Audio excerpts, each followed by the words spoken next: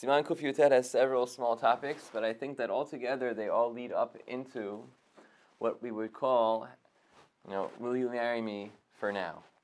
Will you be divorced from me for now? 1 foot in the door and 1 foot out the door, but never really fully loaded, fully committed in one way or the other. And I hope to cover some small points with some vignettes, some stories of that I saw Tachat Yadi or heard from various dayanim that I worked with the past few years.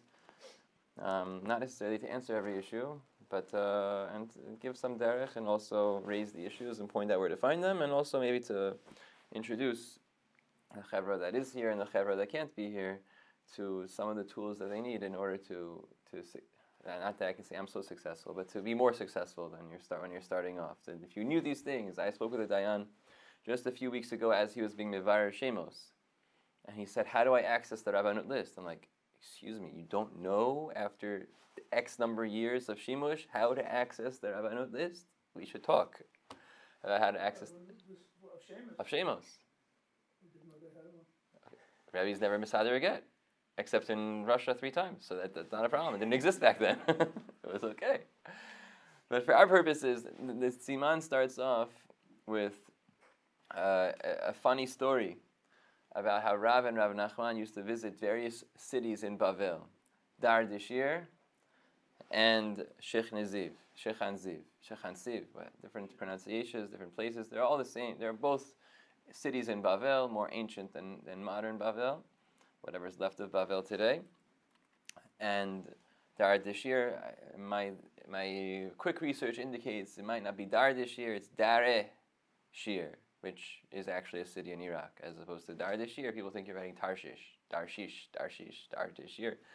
Anyway, Dareshish, that's the thing. Dareshish is pay attention to the place in Iraq. And the Gemara in Moed Katan tells us how the wise women of Dareshish had different mishalim to inspire you in a base avel. The Gemara in Pesachim says you should never live in Dareshish or Shechan Ziv because of some issue with the people there. These are places that the rabbis visited for whatever intentions they had. And the Gemara tells us a really peculiar, somewhat licentious thing, that when they would arrive there or in advance of their arrival, they would announce, Man havia le'yomeh, who is going to be my wife for the day? Who is going to be my wife for the short period that I will be staying here? As if to say that the rabbis were sort of incapable of containing themselves in the period of time that they'll be away from their wives, however long they intended to be staying there. So the Yosef, the Torah brings down this halacha. The Gemara says that either it was just they would not actually marry them, but they would just designate them that would be pat bisalo, they should feel comfortable. The Gemara has a few steps before that where the Gemara considers they would actually get married. And the Gemara considers, and it's Machlokes Rashi and Tosafot, that what would be the ramifications of such a union? Should they have children? Should they impregnate their wives and then take off? Maybe they would take the wives with them. Maybe they wouldn't. Maybe they would leave them behind. And kala itlehu, that people wouldn't be concerned that there's an asufi here, we know a shituki here rather, that we don't know who the father is, and he'd end up marrying his brother or sister from his father's other marriage. So in the halachic literature, beyond the Rashi and Tosafot, Maran HaShulchan Aruch asks on the very first tour, the tour quotes this halacha, that how is it mutar for them to marry these ladies? The Gemara says, isn't it a violation of Yoshev Levetach Alecha that she's sitting in front of you and your intention is to divorce her? You're not supposed to marry a woman and with the intention of divorcing her from the get-go. How is it possible that these chachamim have violated this halacha of getting married with the intention of getting divorced? So the Gemara says that you told them. They were informed that it was only a short period of time. And the Rambam codifies this lahalacha. And the Tur, when he quotes the Rambam, he gives credit to the Rambam and not to the Gemaras. To which Maran HaBeit Yosef asks, how come you quoting the Rambam? It's Gemara Meforeshet. So the Get Pashut deals with this question. What was a one-liner in the Beit Yosef, but you can just say, another one of those crazy tours. The Tur always says these lines that make no sense, and Rav Yosef Kara always attacks the Tur. He does it quite often, where he attacks the Tur for his lashonos, for his choice of words, his choice of sources. Okay, it's another one. But there's a gigantic piece here in literature, in the Acharonim, starting with Rav Moshe Ibn Chaviv. Rav Moshe Ibn Chaviv was a sign of the Bienveniste family, a Spanish family who goes way back to Spain. The Nimukei Yosef, the Ibn Chaviva family, Bienveniste, Ein Yaakov, Maharal Bach, all these people were his ancestors. And he was living first in Turkey, in Salonika, and then in Turkey, and then in Eretz Yisrael. And Rav Moshe Ibn Chaviv became a Rosh Yeshiva and a Rishon LeZion in Yerushalayim. Rishon LeZion, Rav HaEzer Yerushalayim, they just didn't want to use the words Rav HaEzer Yerushalayim, they made up the term Rishon LeZion. And his sefer, Get Pashut, which he wrote when he was, before he arrived in Eretz Yisrael, he gives a fabulous commentary on the first 10 simanim of Shulchan Aruch, Hilchot Gittin, from Kuf Yutet until Kuf Chavtet. And then for the Shemot, he has a separate sefer called Ezrat Nashim, which is all about Siman Yud Zayin, Even HaEzer, Hilchot Agunot. And at the end of that, he has a Seder Nashim, Seder Shemot, Anashim, V'Nashim. His grandson, Rav Yaakov Chuli, the author of the Me'am Loez, published the Ezrat Nashim, published Shammai Samez Shilot Utshuvot, and also published his Sefer on Shas as the Rosh Yeshiva for 3 years. I gave Shir in the Yeshiva in Yerushalayim. He gave Shir every year in a different parak of Shas. 1 year was on parak Yom Kippurim. So he wrote a Sefer called Tosefes Yom Kippurim. And 1 year he gave a Shir on the Lulav Gazul. So he wrote a Sefer called Kapos Tamarim. And the 3rd year he gave a Shir on the third parak of Rosh Hashanah. I forgot the name right now. And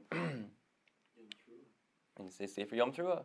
And that altogether is the Sefer Shemot Ba'aretz, which was published by his grandson, Rav Yaakov Chuli. Rav Yaakov Chuli, in addition to being the author of the Me'am Loez, was a Talmud of Yehuda Rozan's, the Mishnah Lamelech, and he published also the Mishnah Lamelech. So in addition to his own Drasha Sefer that he put together, he is single-handedly responsible for the Mesorah that we have, from reorganizing the Mishnah Lamelech to make it user-friendly, as the Magi of the Mishnah Melech, and also of his grandfather, Rav Moshe Ibn Chaviv's Sefer, Get Pashut. This is the newer edition of this is the middle edition of the Get Pashut that was out until a year ago. Machon Yerushalayim put out with Or Mizrach. Rav Avram Shalem did a great job, and it's just the Shulchan Aruch and the Get Pashut. But as much as Get Pashut is meant to be Pashut, it leaves a lot of room for the Get Mekushar. There are at least 4 Sefarim called Get Mekushar. 2 of them are commentaries on the Get Pashut. It's like leaving yourself wide open, right, for such a shame.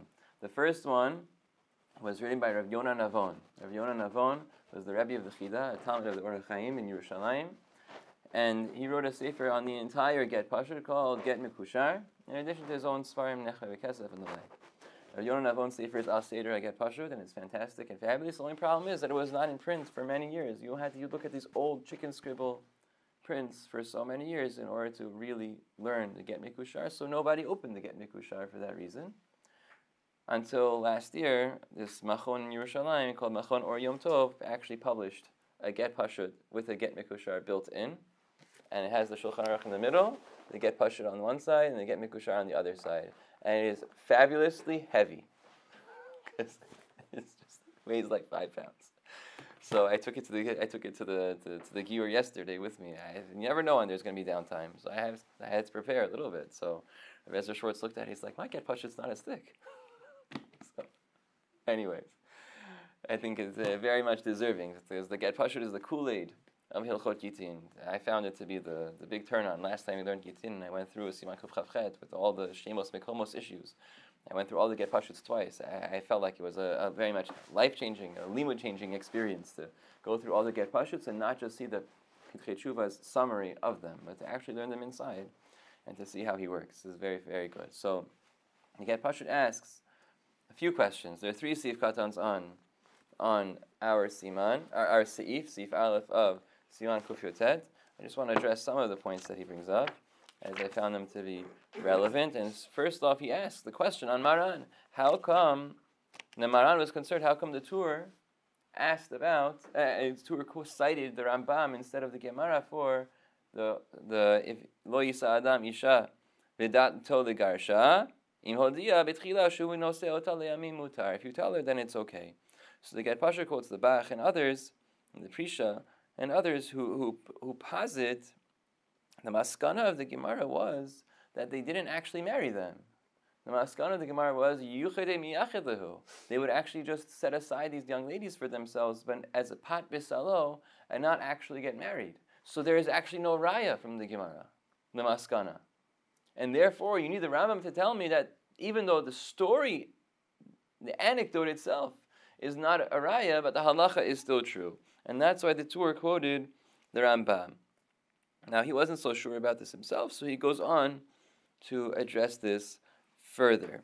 I just thought that was a nice point to make in the beginning. And there are many other issues here. The Get Pashut and the Get Mikushar raise. Here the Gemara dealt with Dam Chimud. But what about B'nai Gerushat Halev? If in the Havmi of the Gemara, they're actually married. It's a violation. To be married is B'nai Gerushat Halev. To be intimate with such ladies would be a violation of the Gemara Nidarim. So he discusses that also. And maybe they were mochelet on Ona. And therefore there's no violation of B'nai Gerushat Halev. So to which Rav Yonan Avona argues back that, Ona, according to Rashi, in Ketubot, is not subject to Mechila. She'er and Kisut are, but not Ona. But he says the Get Mekushar brings a raya back that there's a Yerushalmi that actually says that Ona is subject to Mechila, and that would be the answer. But he says Bioti Navuch Bazeh. I see the Mishnah Lamelech actually has a whole piece, a gigantic piece, where he discusses again the Mechila of Ona, relevant to this piece in the Get Pashut. So there's so much to see at every Nekuda in Hilchot Gittin, from the Get Pashut to the Get Mikushar, and all of those who came afterwards. I thought it was just nice to underscore 2 words in the Beit Yosef, where in the Tur, that he's citing Rambam, can create such trouble. The Ben Ishchai, actually in Ben Yoyada, the Ben Ishchai wrote a great sefer called Ben Ishchai. Rabbeinu Yosef Chaim of Baghdad, he died about 100 years ago. His Hilula was a couple of weeks ago. So he thought that he had Ruach HaKodesh or something that told him that his neshama was the neshama of Benayahu ben Yehoyada, David HaMelech's warrior, the Shalom HaMelech's general, and therefore he named most of his sefarim after the pasuk at the end of Shemuel Bet, Uvenayahu ben Yehoyada, ben Ishchai, Kitu Ukri, ben Ishchayil, Rav Pe'alim Mekabsiel.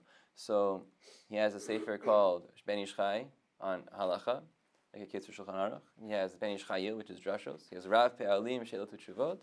He has Mikabtziel, more halacha, and Od Yosef Chai to add on to the Ben Ishchai. And also he has Benayahu and Ben Yehoyada, and which were 2 rounds through Shas, where he gave shiurim on Shas. The first round, Ben Yehoyada, is short pieces, paragraph or two of a piece, ha'aras on Shas, and the second round is fewer but longer pieces in Sefer Benayahu al Hashas. So in Sefer Benayahu he says, maybe they married Misulakot Damim. How do you know that they actually, in the Havmi of the Gemara, how do you know that they actually married people who were Benot Banim? This is all making an assumption. I don't think they mention that the Benot B'nei Tesha Midot is only a problem if the woman is a Bat Banim and Ru'uya Leiled, and there actually could be a conception from this interaction. But if she's already Me'uberet or she's Misulekes Damim, it's an assumption, so I believe Achronim, whether or not B'nei Tesha Midos still applies or not. So they're making a silent assumption about that. I thought that was important to point out. Now, I just want to draw your attention to the Ben Ishchai, one of his comments on this whole story in the Ben Yehoyada, where he says, what a shanda, a scandal. The Rabbanim can't contain themselves, they can't control themselves, and they have to go and announce publicly that they want to get married. This is in the Havmi of the Gemara, even consummate the marriage. It's crazy. So he says in here, Ben Yehoyada and Yoma, because this Gemara appears twice, once in Yevamot and once in Yoma. He says, "Hine chalila leharher achar gedolei chachmei Yisrael ele lomar shehayu lehutim kol kach al ta'avat hamishagel chas shalom she'enam yicholim la'amod below isha al miksat yamim da'afilu hel yoshe behetyotot yachol lispol ta'avato bazeh v'chol sheken kedoshim ufrushim ka'elu asher makadishim atzman muter lehem." These are kedoshim. How could they? What are you talking about? Why would they do it in such a public way? Even if they did it, we're concerned. Why wouldn't they do it privately? Whoever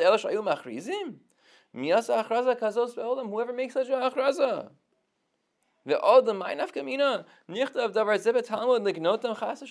Okay, so let's say they did it. Why would we write it down? Why would we make it part of Torah Sheba'al Peh forever? In the Lilmod Din, has Kir Shemotam. And you want to tell me that whether it's Asur or Mutar, don't mention their names. Ach, Hasket, Ushma Yisrael. Divarim HaMutzdakim HaMityashvim HaLeh. Listen to this. V'hu ki lifa'amim in samin ha'gra be'ezin ekomot shehanashim lo yisu nashim. Ela achar hayotam b'nei 30 v'arba'im shana. There's a problem. In many communities, people only get married after 30, 40 years because they feel like they have to go to work in order to make money. And they're lusting for money less than they are for a wife. Vad ata yimtza ken b'mekomot Kurdistan. Ve'omin shegam b'arei Europa yesh min ha'kazeh. It happens even in our day. I have Talmidim who text me, Rabbi, is $300 enough? $300,000 a year enough to live in Kings Point? The truth is it's not, but you should still work a little bit less, make a little bit less money, learn Torah, and get married, and don't live in Kings Point. You'll be fine. But no, people think this way. V'ineh bizman Rav Nachman haya min hagazeh noheg barim elu bedar Shish and Shech Netziv. V'vadai kadhavu azle Rabbanan hatam. This was tochacha. This was musar. This was an example. Don't wait. Get married right away. But people didn't listen, they used to say. They used to give the musar and people wouldn't listen. Rabbi Mamei Haaretz would be nichshal on this. So the Rabbanan decided to try something different. They made an announcement. I, the rabbi, I'm the one who needs to also get married and be married, even for a short period of time. Kol shekain you. Kol shekain you. I'm choshesh for myself. You should certainly be choshesh for yourself. Don't wait. Don't wait. Davar zeh ose poel b'levavot ha'amonim yoter midivrei musar tochachot. An example is more effective than words. Ki zeu ma'aserav. Ulefi zeh Rabbanan kiblu lizalzel b'chvodam. B'achraza zo she'enan tzricha lahem ba'avor zeskot rabim ba'afrushim yisura. Shebezeh yitbatu mitzvahs ha'nisuin u'fri ha'revia biyoter. The Rabbanan were trying to teach them. They disgraced their own kavod. They forgave their own kavod in order to make a point. V'ashrehem v'ashrei chelkam zechut harabim talui b'am. He says, I think this makes a lot of sense. That's why it only says that when he went to these two places, Dar Shish and Shech Netziv, and not to other places, in order to make a point in those places where they had this bad minhag. And so Ezer ben Yaakov says, you're not supposed to do this, even though you have such a good intention. That's what the Gemara answers, Rabbanan kilit lehu. The Rabbanan have a call that they're doing this for a good reason. And then the other answer, Yuchid miyachid lehu, they never actually got married. They just made the impression. So they've never actually got married then. If they never actually got married, so how would that make an impression? The answer is to show you that at least having pat bisalo makes a big difference. There you go. That's the Ben Ish Chai in a nutshell. The Ben Ish Chai also says this again in his Drasha Svarim. This is Sefer Mayim Chaim. It's a collection of his Torah in that they put together. In the back, they actually have an anthology of things that he said on different topics that they collected from his Dirashot, because Dirashot are voluminous. There's so many Dirashot out there. They used to give especially 4 times a year. He used to give Shabbat Shuvah, used to give Shabbat, used to give Shabbat, he used to give on Shabbat Agadol and a couple other times, Shabbat Zachor, and another time a year, I forgot, Para maybe, whatever it was. So they printed all of those, but here they collected some of them, and here he laments how people are mevatel mitzvah pri ravia in order to go to work, but we know Chizkiyahu HaMelech, whose generation was extremely upstanding, that everyone was learning and keeping the mitzvah properly, and they had the gigantic miracle of Sancheriv's army being destroyed. Chizkiyahu HaMelech was punished for not getting married and being mevatel the mitzvah pri ravia. And he says how terrible it is that people are mevatel the mitzvah pri ravia Just lihitasher. So I have to pay for a living, Rabbi. The answer is no, get married. We'll figure that out also. How long do you think you're going to be able to go like this? My Rabbi Rav ben-haim always says that he sees people who are older and unmarried. Who's going to take care of them in the hospital? Who's going to take care of them when they're older? Get married now so you can start a family. Ad kan the ben ish chai. Along the same lines, but in the other direction, moving on from the men who got married only half-heartedly. The Rav ben-haim tells a story that in his Beit Din in Queens, that Rav ben-haim learned Gittin with Rav Ovadia in the early 60s, when Rav Ovadia was teaching in Beit HaNasin of Yitzchak Nisim's Kollel. He tells how in his Beit Din in Queens, since he got here 40-something years ago, he's had a Beit Din in Queens. Rav ben-haim tells how he once had a lady who came every few years to get divorced. Now, I've also had return customers that they came because they tried again and it didn't work out, or because they were mityached and they need another get. That I understand. This lady was married to a different man every time. And we've had those too, that they got married once, got divorced in the Beit Din of America or somewhere else, and came again. The very first get that I signed by Rabbi Jachter, the second get I signed by Rabbi Jachter, there was this old 70-something-year-old man who came with a lady, and everyone was sason v'simcha. The first get was yagon v'anacha. There was a young couple with lots of kids. These two were so happy, and I was wondering what's going on. Then it became clear that this is not the wife. This is the wife to be, and she's also in her 70s. And so what's pshat? She's not coming. She doesn't want to accept the get. Rabbi Jachter will deal with the shlichus, whatever. And okay, so she's here to support her boyfriend. Fine. As the get goes on, and we start discussing the Mesirat Haget and whatever, and obviously all the formalities of minui and ketiva and signing, the lady says, Rabbi Jachter, when I went through this for my marriage 30 years ago, I don't remember all these details. And we're all, we have an Ashes in front of us. This is beautiful. She is married to somebody else. So then Rabbi Jachter stops and looks at her. How long ago did you get married? It was 35, whatever, years ago. Where did you get divorced? And where did you get divorced? Oh, right around here in Teaneck. And where was it? Oh, it was in the rabbi's house. So Rabbi Jachter says, it was at this dining room table. Don't worry. You did the same thing back then too. You just forgot. Rabbi Jachter was Masada her get 30 years ago. She just forgot that it was him. So they got to meet each other again. It was very cute. But this is not, Rabbi ben-haim has a different story though. Rabbi ben-haim's story is that this lady is a serial divorcee. She marries men to help them get their green card. And she does it kadat Moshe v'Yisrael. And once they get their green card, then she gets divorced from them. Kadat Moshe v'Yisrael. It's her business. Achla umachat apia v'amar lo palti kol avin. That's her business. She literally gets married to help people get their green cards. Now, I don't know the legalities of do you need to be legally married or halachically married in order to get someone a green card. I have no idea. But this is how he tells the story. I don't know how long ago it took place, but things happen. These funny things happen. Now, moving onwards through our Siman, we talk about Cherem DeRabbeinu Gershom. I brought my ben Yoyada here also. I forgot to show Baruch Hashem, my ben Yoyada and other things Baruch Hashem.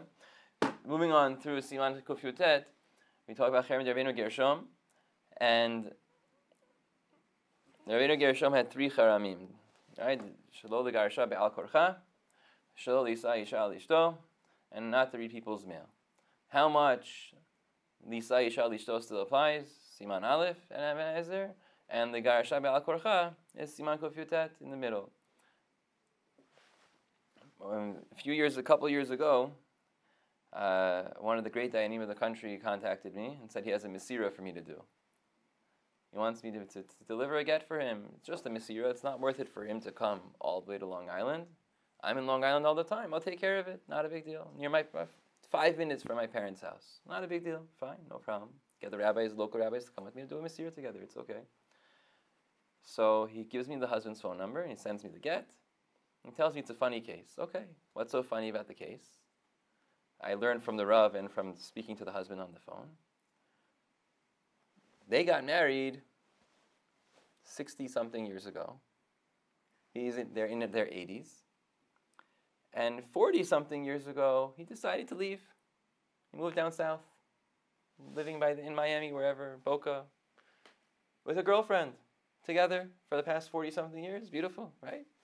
What shalom bayis they have. They've been living together for so long. So now, this guy is doing that a lot. He wants to be buried with his girlfriend. So the local Chabad rabbi who sells the plots or arranges for the plots said, we can't. You're not married. We're not going to bury the two of you together until you give your wife a get. Whether that's, harchaka servina tam or not, that wasn't discussed. So the local Chabad rabbi said, have a get written for your wife, and we'll take care of it. So once she accepts the get, then we'll sell you the plots. So the get is written and sent to me, and I call up the lady. The lady still lives in their house. She has an aide, and Haba'al continues to pay for the house, for the aide, for the food. Everything is covered by the Baal. He just doesn't want to be married to her. He even comes every few months to check on her, make sure she has everything. So this is October 2023. I think I arranged with the rabbis to go visit her. Maybe it was a week before Thanksgiving. By November 2023, I'm at her door. And the husband keeps saying, just go, I'll come also. It's a shlichus, so it doesn't have to be be'oto yom. I'll be the shliach, not him. And it doesn't. I'll come, I'll convince her to take it. Like, okay. So we go there. This lady is sitting in her living room, TV on next to her, watching the news about how 2 hostages were just released. This was the second set of 2, so up to 4 hostages. And I see her sitting in her chair. She's really not moving. Apparently she's getting older. She has health issues. She's not really getting out of her chair so much. They say, hello, Mrs. So-and-so. We go through all the politeness, all the derech eretz, have to introduce ourselves. This is Rabbi so-and-so, etc. We live here. And we have a get for you from your husband. Would you like to accept it? And she says, no. Oh, why not? Yes. She said, he still lives here. What? He still lives here. He was just in Florida for the summer. I'm like, no, doesn't he live in Florida? No, he lives here. And I'm like, wait a minute. I'm hearing 2 different stories now. Time out. We walk out of the house with the Baal. I ask him, please tell us the truth. Are you living here or are you not living here? And the Baal says, of course I don't live here. 40 years I don't live here. She has dementia. I'm like, it's a Shoteh. That's the next Eve. She's a Shoteh. Maybe. So I have to ask. Let's see how much dementia does she have. So I walk back inside. And I start saying, I said, so-and-so, I just want to know, why don't you want to accept the get? Because I don't believe in that stuff. Okay. But being things are where they are, why don't you just accept the get? So I don't believe in that stuff, and he's still married. I want to be married to him.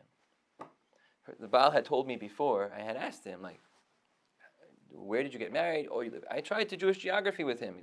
Nassau County is not such a big place to see, where does he go to shul, whatever. Maybe there's a rabbi who can get involved and help us out. So I said, where do you go to shul? He's like, I went to shul every week. I was very religious. I went to Temple Israel of Great Neck, which is a local conservative temple. I'm like, oh, wow, beautiful. She was never religious. Okay, conservative temple, right? So, relatively speaking, he believed he was pretty religious, fine. So anyway, I'm sitting with the lady, standing there in front of her and asking her, can you tell me for a second, I tried to do hein, hein, lav, lav. So I tried to see. I asked her, how old are you? 64. I'm like,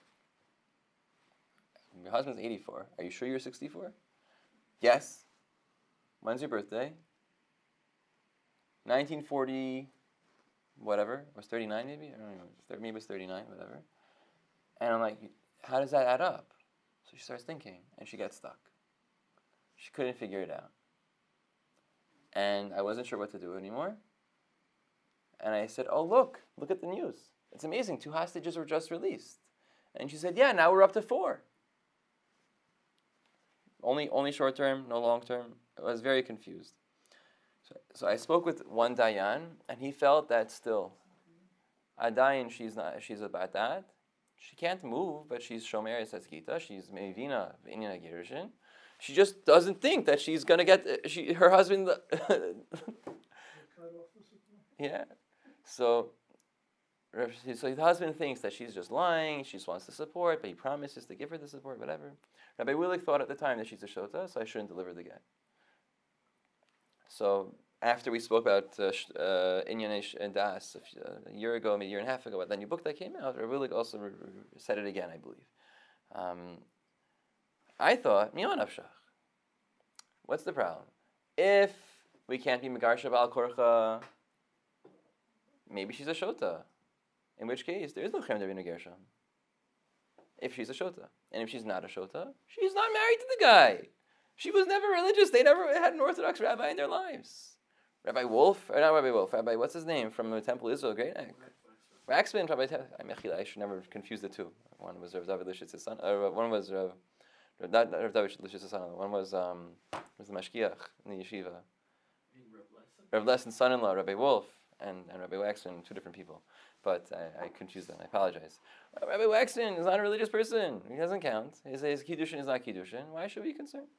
That's what I thought. Nuan Afshach. But also, Hali Taylor Rasha V'Yamot. Like, why should I help him? Again, his wife. He's willing to be mashlish all the money. He's willing to put all the money on the table, like Rabbeinu Gershom. And when it comes to Shoteh, would be willing to. So I thought, Nuan Afshach, we could be Mekel and just like move on. He wants a Heter Me'Rabbanon already. We can have Heter Me'Rabbanon. What does he want? He wants to buy a plot. Let him buy a plot. Rabbi Willig also thought, let him buy a plot. It's okay, fine. I don't know what happened. I haven't followed up. I did follow up a few times since then, but the aide told me, the aide was on my side.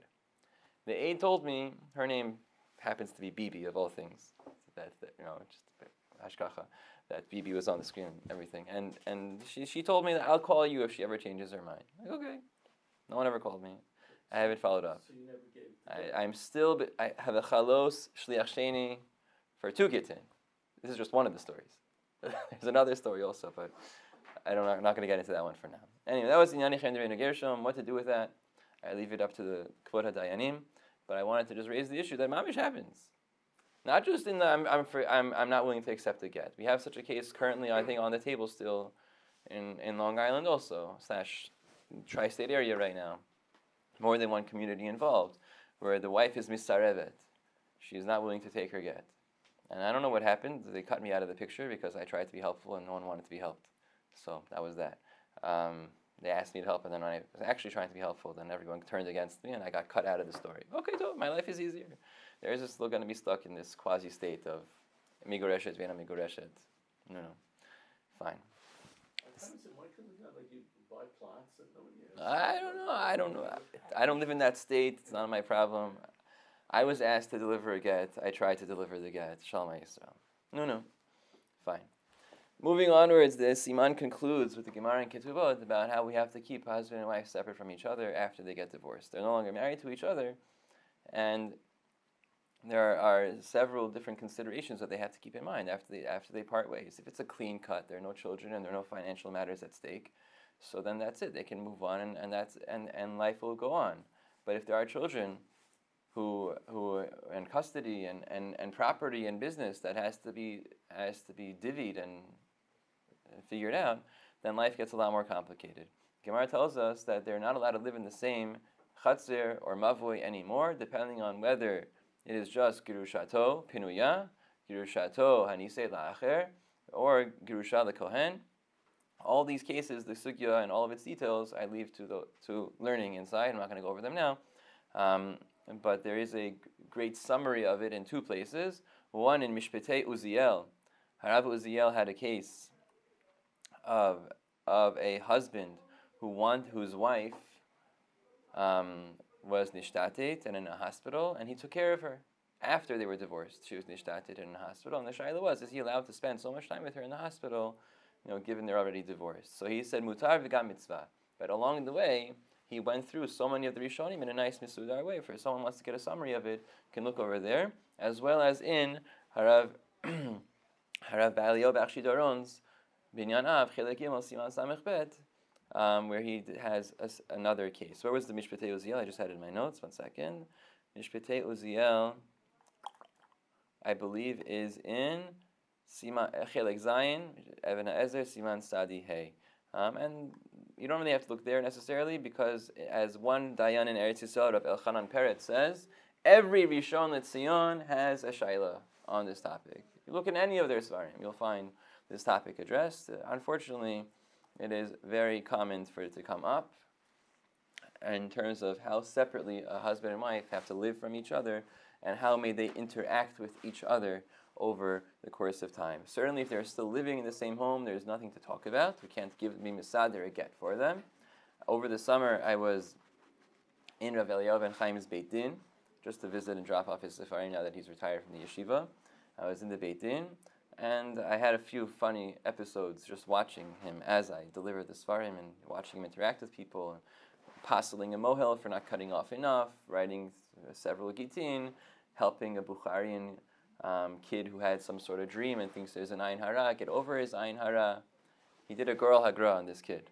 Took out a chumash, had the kid put his hand, tasima dayad, tagir acharai, ana Hashem Oshiana, ana Hashem, tiftach.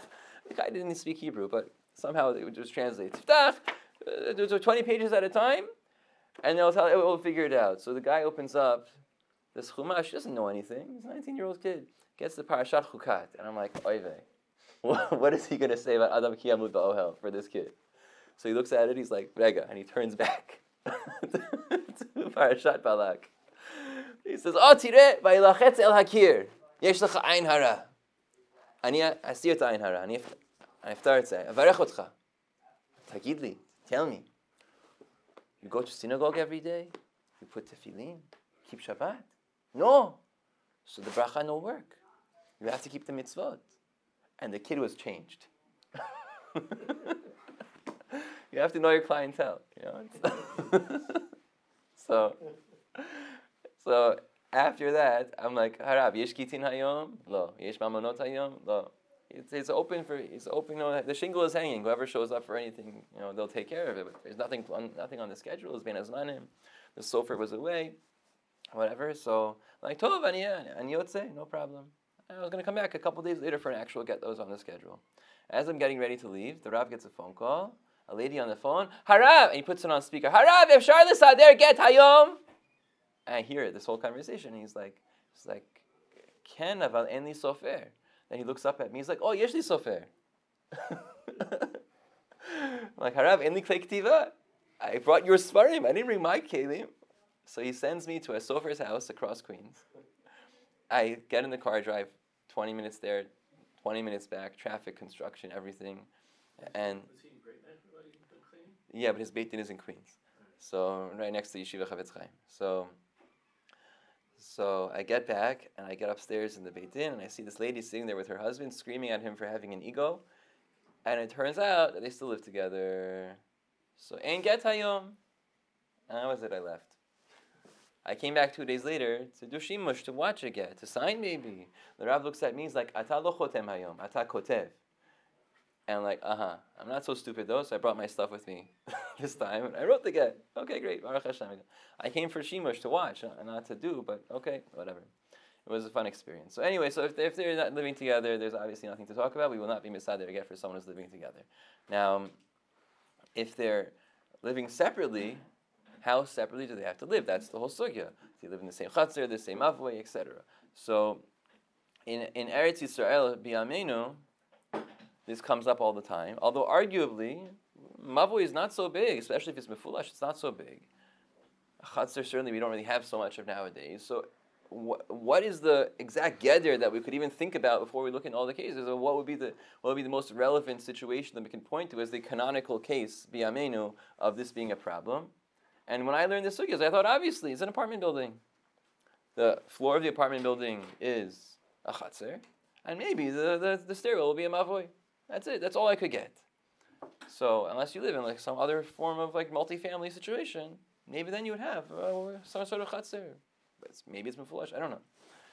But looking through the posakim, we see so much conversation about living in the same city, the same neighborhood, the same street, the same building, the same floor, and even the same house.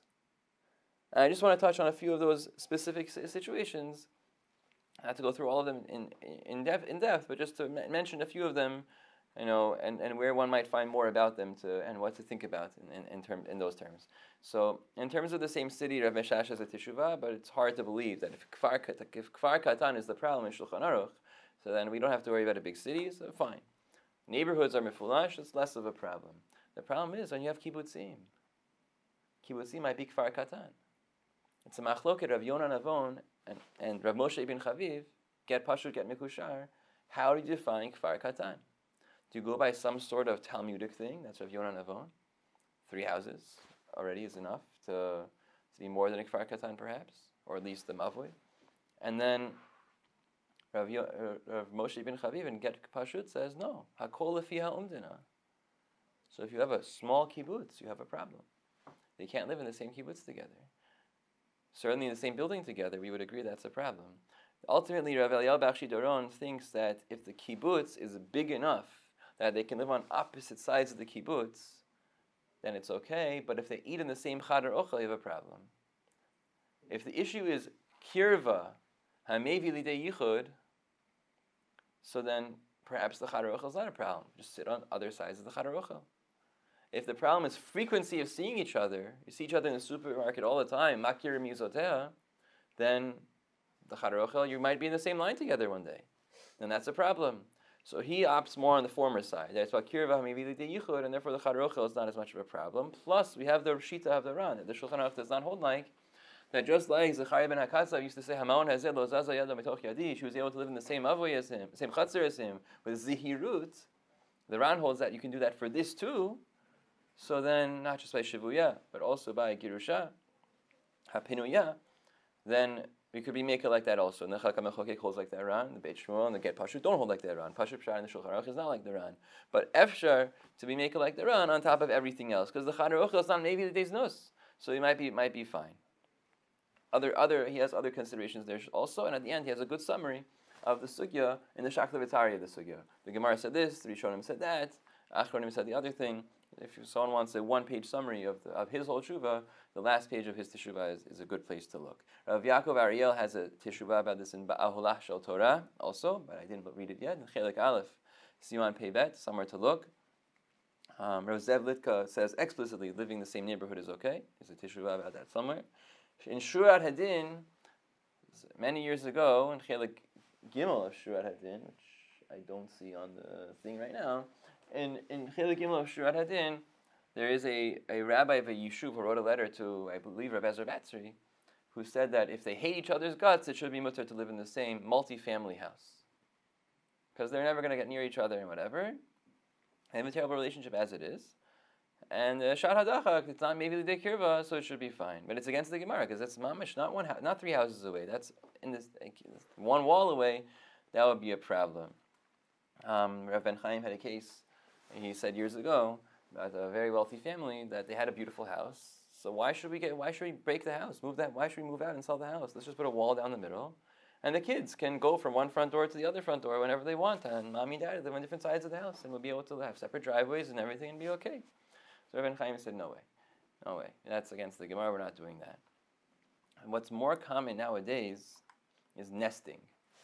Nesting is when a couple has several children and they want to save their children the trauma of having to be pinballs, that they're sent from one parent's house to the other parent's house. They can never have one home. They always have to have 2 homes, 2 sets of everything in life, 2 sets of toys, 2 sets of clothes, 2 sets of everything. Save them the pinball, let them live in the family house, and the parents will each get a 1-bedroom apartment somewhere else, and they'll take turns living in the house.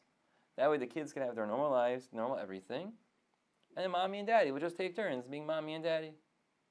Why not? It's in a world where there are so many divorces and so many families that are trying to blend, people think of all sorts of things in order to make it possible for them to do this. Now, I believe that a little bit of Googling yields a lot of information. Google is a search tool that we use, Rebbe, on the internet to not only find websites, but it's changed. With the advent of AI, not only do you get a list of websites that match the terms that you searched, you also get an AI analysis answering your query based on several sources that they will provide. So there's two sections of the results now. There's the AI-generated response, and then is a list of all the actual websites. So Rabbi Google, when you ask it, is nesting a good idea, says nesting can be a good idea, but it's mostly not a good idea. That's mitzad the Chochma and the Chokrim, whether or not that nesting is a good idea. If we believe that psychologists should inform how halacha should work, I don't think so. Psychologists also say that the yichud room is so important at the wedding because the girl needs some emotional relaxation. If Rav Avadia says it's us to have yichud room, who am I listening to? The psychologist or Rav Avadia? I think the Rav Avadia. But anyways, here obviously children are much more high stakes, so I can understand how we want to make sure we take care of them. Nevertheless, if the circumstances are such that nesting is a good idea, is it mutter? So you misader a get for a couple that's nesting. So Rabbi Willig was the first one to go down on paper as saying, absolutely not. We're not going to condone a nesting relationship because it's maybe days nus. You're literally sleeping in the same bedroom that you had when you were married. Your wife's clothes are right there. And your wife is coming in a few hours or a few days. What's stopping you from getting back together? And therefore, Rabbi Willig is anti a nesting arrangement. I believe this is published in... Actually, I'm not sure where it's published. I don't think Rabbi Willig published it yet.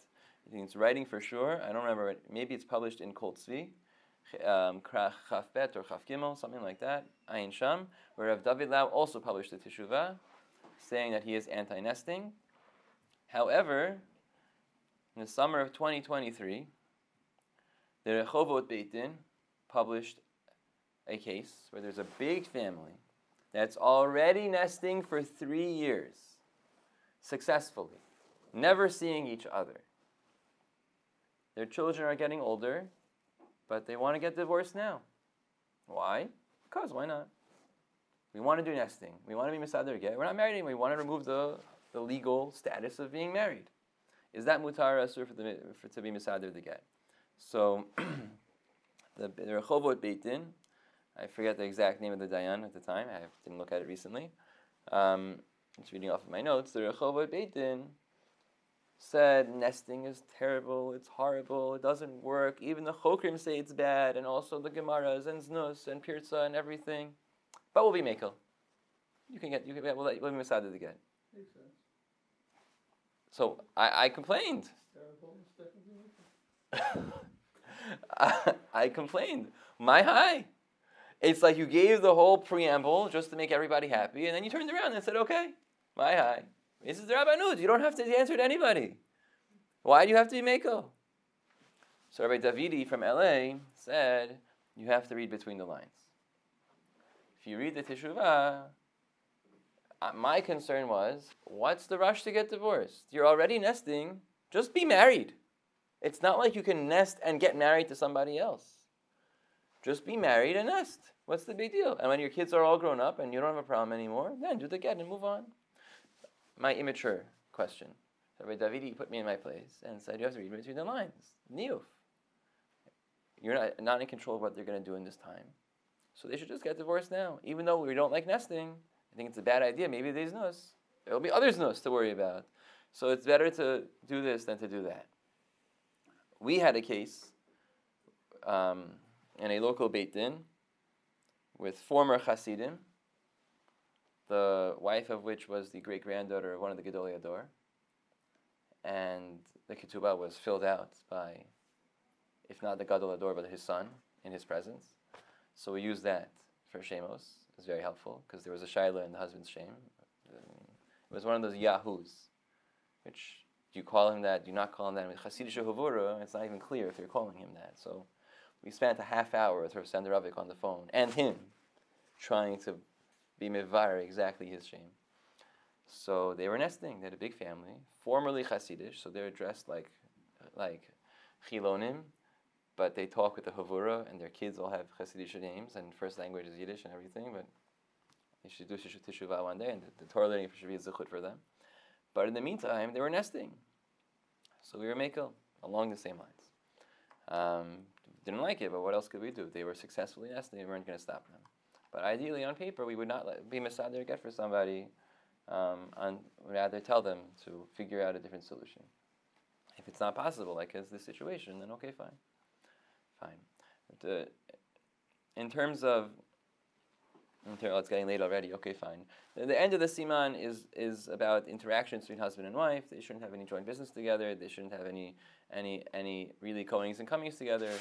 Rav Elchanan Peretz was asked about having Leil HaSeder together. The kids are always so pumped. Leil HaSeder with Abba, Vigad to Levincha. If mommy has custody for Leil HaSeder, so how are you going to do that? So maybe we should get up and go to Abba's house for the Seder and then go back home to mommy's house. So, and he discussed whether or not it's okay or not. Rabbi Bulik was not happy. And there was recently a shayla here that the Rebbeim had to deal with also, not of people here, but the Rebbes were discussing amongst themselves here at the president's Rosh Hashiva meeting the other day, that I heard of afterwards, that what happens if mommy and daddy got divorced, daddy got remarried, and mommy and daddy are on great terms, and the children are all grown up. Can they go to daddy's house for a meal if they happen to, for b'mikra, be in daddy's town, daddy's city, traveling? Can daddy have them over for a Shabbos meal with mommy in daddy's house as he's remarried? So Rabbi Bulik said, pas nisht, I'm not going to do that. It's not kirva maybe these knows. It's just not a good idea. You have to be separated. You have to move on. Now, in terms of telling people about these things, that we would tell people anything more than not to be secluded from each other, not to marry a kohen, and not to get married for 92 days. And it's a little bit strange, but most of the population that we deal with locally is not that religious. We deal with everybody. So it's not really shaykh necessarily to tell them. And also it's not so shaykh that they're ever going to be living in the same building again anyway. And in terms of custody, we violate that halacha all the time. In terms of talking to each other and going to din together and everything, we violate halacha all the time. Whenever they're dealing with custodial matters, they have to talk to each other directly. They can't have a proxy every time, dropping off the kids. What time are you dropping them off? We violate that halacha all the time. It's bad enough we do that, but we can't really fix that part right now. But there was, first, and in terms of is it just here that we don't tell them? I saw Rabbi Benuitz, Rabbi Yirmiyahu Dov Benuitz, who is the Yadin Yadin in Baltimore, in the Baltimore Basin. He lives in Yeshiva Lane in Ner Yisrael. He has a 2-volume sefer called Kol Beitz Al Yad, which is a Mishnah Berurah style commentary on the Hilchot Gittin, the entire gamut of Hilchot Gittin in 2 volumes. But he also has footnotes where he is sort of like a Shar Tziyun and also adds contemporary cases. So sometimes there's some important nikudas that he has there that are not just birurim in the Divrei HaAchronim, but also l'maaseh what they do. So he says that he never saw anyone warn about residence or even pregnancy. If she's miuberes, not to worry about menekes chaver, miuberes chaver, he never even saw people talk about that. Okay, fine. Ritzi ben Yaakov also says we don't tell people these things. Fine, but how often does this happen, and how shaykh is it for these people? In conclusion, I think it is shaykh sometimes, as this war showed us. In April of 2024, Rav Avraham Harush, who was a Dayan in Be'er Sheva, now he is an Av Beit Din in Ashkelon since the summer. There was a big hiring phase this summer in the Batei Din HaRabbaniyim. Many new Avot Batei Din, thanks to Rav David Yosef and others. So Rav Avraham Harush, back when he was in Be'er Sheva in April 2024, had a shayla that there was a couple that was already living separately in one of these kibbutzim, Be'otif Aza. And now they were all picked up and moved to some other place, I guess near Be'er Sheva, wherever, where the government is housing the people who lived on this kibbutz together. And all the people of the kibbutz live in one building. And this couple is divorced, and they told the government that they're divorced, they need to live separately. So the government gave mommy apartment on Koma Aleph, and daddy apartment on Koma Bet. And they have 2 kids, so it's perfect. They can go easily from one to the other. Wonderful. Mamish were holding by Siman Kuf Yutet again, and they came to the Rabbanut to get divorced. So Rav Avraham Harush said, hey, you live in the same building. You can't do that. We'll write a letter to the government that you need to move, because otherwise the lease is for 5 years until the government rebuilds your kibbutz. We'll write a letter to the government that you need to live somewhere else. And they got all upset. Kfiyat atit, everything. Not interested. This is a good setup. Our kids like it. Why should we move? Why should we listen to you?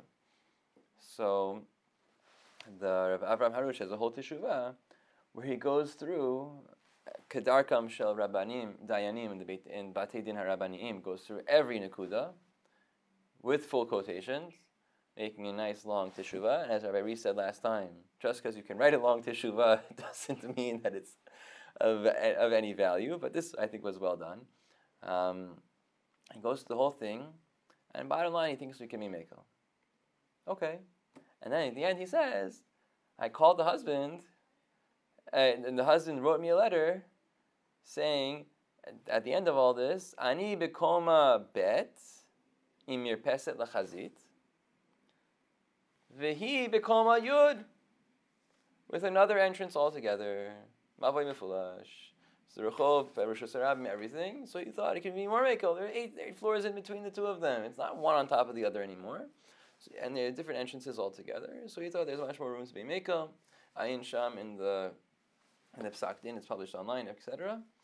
So, unfortunately, there are many situations where a husband and wife are half in and half out. Will you marry me for now? Will you be divorced from me for now? Will you be divorced from me but stay together? And all these other variations. And Hashem should help us make sure that we are ro'im v'yodim she'ro'im, or einam ro'im v'yodim she'einam ro'im. To have the clarity of sight and insight, to have normal, healthy lives and not be stuck in these quasi-states, but be able to move on, Be'ez Hashem, forwards, as the rest of Hilchot Gittin hopefully should help us, help people do that. Baruch Adonai Le'olam. Amen ve'amen. Thank you very much, everybody, for coming. Okay, good.